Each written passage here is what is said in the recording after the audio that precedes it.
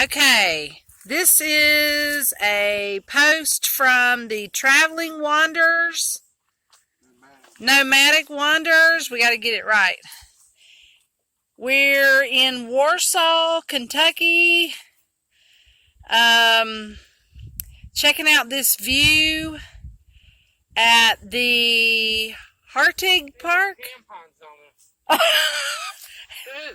Robert found some tampons, and Bob. We know we get snake bit or gunshot. We got tampons over there to put on your ass. We're having a really good time in Kentucky. We'll be moving on through Ohio and into Michigan tomorrow. And Bobby said if I get bit out of my ass by a snake, he'll suck it out. There you go.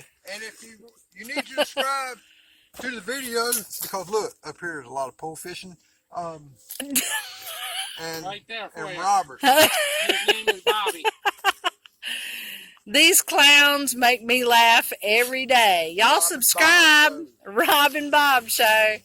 All right, y'all subscribe because this is too much fun. We just hanging out, having a good time, living our lives, being free.